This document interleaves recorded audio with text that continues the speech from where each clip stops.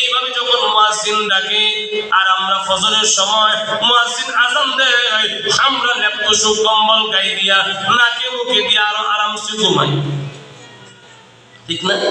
ঘুমিয়ে কাজা করেছি ফজর, তখনও জাগিনি। যখন জোহর খেলাই খেলাই কাটিল আসর, মাগরিবেতে শুনি আজান, জামাতে শামিল হওয়ার সাথে এখনো জামাতে আছি স্থান। বাজিছে দামামা বাদরে আমামা, শির উঁচু করে মুসলমান, দাওয়াত এসেছে নয়া জামানা, ভাঙ্গা কেল্লায় ওরে নিশা। আজান হয় কিন্তু আমাদের মনে জাগনা দেয় না। আজান শুনি না, মসজিদে যায় না, প্রস্তুতি নেই না। আজান শুনি ঘুমায়, আজান শুনি ঘুমায়। ও যুবক ভাই, ও মুরব্বী বাবা, আর ঘুমানোর দরকার নাই, এখন থেকে জাগ্রত হওয়ার দরকার আছে না নাই? মৃত্যুর জন্য পূর্ণাঙ্গ প্রস্তুতি নেন, মৃত্যুর জন্য পূর্ণাঙ্গ প্রস্তুতি নেন। কখন আসবে মৃত্যু? আপনাকে হুইসেল দিয়া, বাঁশি বাজাইয়া, ডাক দিয়া, চিঠি পাঠাইয়া, ফোন দিয়া, মিসকল দিয়া না না আইব না। মিসকল দিয়া আওয়ার আওয়ার জিনিস মৃত্যু না, মৃত্যু চলে আসবে। আপনি দেখেন না মিসকল আর কি চান? লগের থেকে লগের সহদর ভাই চলে গেছে, আপনি এখনো বুঝেন নাই, আপনার যে যাইতেই হবে। দাদাই মরে গেল, বাবাই মরে গেল, সিরিয়াল যে আপনার এখনো বুঝেন নাই, আর কি মিসকল আপনারা দিব? এজন্য আল্লাহ রাসূল কয়, তুমি সর্বক্ষণ সর্বদা মৃত্যুর জন্য প্রস্তুতি গ্রহণ করো, মরণকে স্মরণ করো, মৃত্যুর জন্য প্রস্তুতি গ্রহণ করো।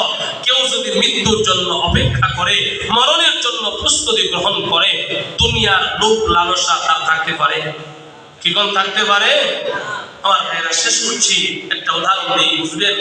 কোন এক লোক অসুস্থ এমন হয়েছে, মনে করেন ক্যান্সার, হার্ট ক্যান্সার হয়ে গেছে গা, ব্লাড ক্যান্সার হয়ে গেছে গা। এখন হসপিটাল নিয়ে চিকিৎসা কইরা কোন ফলাফল নাই, সব ডাক্তার ভোট করছে, ভোট পয়সা রোগী বাড়ি ফাটাই দিছে ফেরত। এই কথা কইয়া যে 1 মাস বাঁচবো, 3 মাস বাঁচবো, 2 মাস বাঁচবো, চা খাওয়াইবার কাম খাওয়াই নাই, চিকিৎসা করে লাভ নাই, এমন রোগী আপনাকে সিলেটে আছে না নাই? আছে। বিদায় দিয়া দিচ্ছে, যান যা খাওয়াইবার খাওয়ান, এটা বাঁচতো না।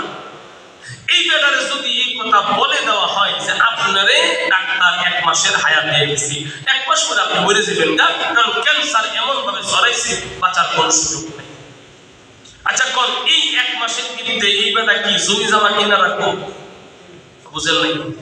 এই বেটা এই 1 মাসের মধ্যে কি জমি করব, বিল্ডিং করব, ব্যবসা আরো বাড়াইবো, 10 লাখ টাকা পুঁজি খাটাইবো, মানুষের হক নষ্ট করবো?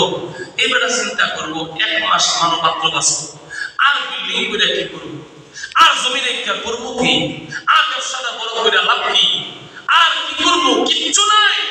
1 মাস পরে খালি সময় করবো 30 দিন, 29 দিন, 28 দিন, 27, 26, 25, 24, 23, 22, 21, 20, এইভাবে বলতে বলতে 5, 4, 2, 3, 1 একদিন যেদিন আসবো ওই দিন ঘন্টা করবো, ঘন্টা ঘন্টা ঘন্টা যখন যাইবো, সেকেন্ড করবো, সেকেন্ড মিনিট করবো। আরে এই যে আমার মৃত্যু চলে আসছে, এই যে মৃত্যু চলে আসছে, এই বেলা এই 1 মাস যে পরিমাণ মরণের কথা স্মরণ করছে, এই পরিমাণ স্মরণ না, আল্লাহ নবী কয় এর চাইতে বেশি স্মরণ করো।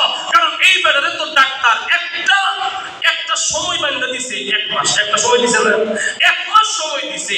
তোমার কে কইছে 1 মাস বাঁচবা? তোমার তো 1 মাসের সময় দেওয়া হয় নাই। আরে তো পরীক্ষা নিরীক্ষা রেজাল্ট অনুযায়ী 1 মাসের মেয়াদ দিছি, যে তার ভিতরে যে পাসপোর্ট যা আছে এগুলা মোটামুটি 1 মাস কিছু সচল থাকবো, এরপরে ডাউন হয়ে যাবো। কিন্তু তুমি আমি যে এখন আছি, 1 মাস সময় দিছি কেউ? 1 দিন সময় দিছে, 1 ঘন্টা সময় নাই, নিঃশ্বাসের কোনো বিশ্বাস নাই। তাইলে ওই বেটার থেকে তো 1000 গুণ বেশি টেনশন আর পেরেশানি আমাদের করার কথা ছিল। কিন্তু আমরা আরামসে ঘুমাই, আরামসে খাইতেছি, আরামসে সংসার করতেছি, আরামসে মানুষের হক নষ্ট করতেছি, আরামসে নামাজ ছেড়ে দিচ্ছি। আরে আজকে এশারের নামাজও এই মহল্লার অনেক মানুষ করে নাই, আছে না নাই? আজীব ব্যাপার। এত বড় মসজিদ বানাইছেন, যোগ্য ইমাম রাখছেন, কিন্তু মুসল্লি নাই। জুমার দিন আসলে মুসল্লি দিয়া পুরা মসজিদ বইরা সব বইরা। আমার মসজিদ আমি ঢাকা কাজ করে যেখানে জুমা পড়াই, চারটা মসজিদ। জুমার দিন আইলে হারে আমারটাতে এই অবস্থা, প্রথম তলা, তৃতীয়, চতুর্থ তলা, এরপরও ছাদের দরজা খুলে দিকে খাদেম সাহেব ছাদের দরজা খুলে দিলে ওখানে কাঠের পিছায় ছাদের উপরে নামাজ পড়ে।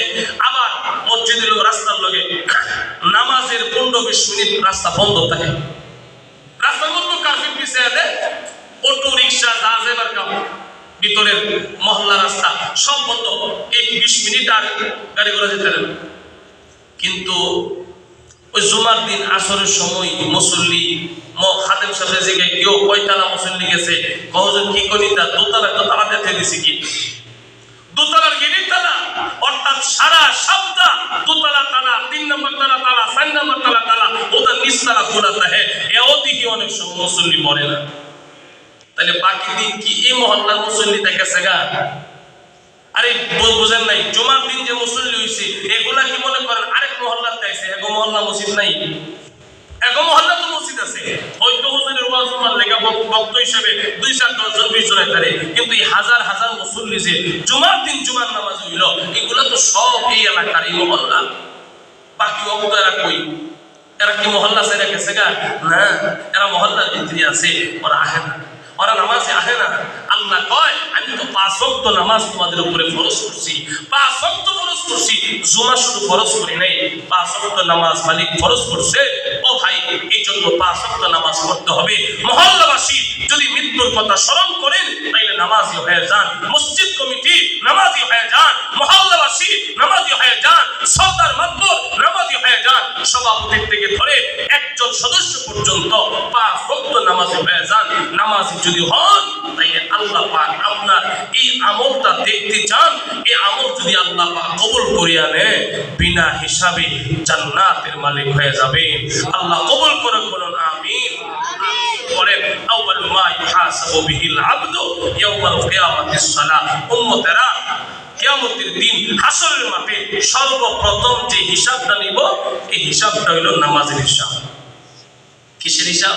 নামাজের। ওই প্রথম হিসাবটা, প্রথম প্রশ্নটাই আল্লাহ করবেন, এই নামাজ পড়ছো? কথা অনেক কথা। তখন বলবো আল্লাহ নামাজ পড়ছি। আল্লাহ তো নামাজ যদি পড়তে হয় তাইলে আমার একটা সিজদা দিয়া দেখাও তো।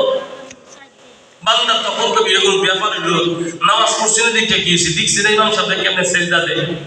হ্যাঁ দেব সিজদা, দিতে গিয়ে দেখবো আল্লাহ হ্যাঁ সিজদা দিব কেমনে, সোজা দিচ্ছি।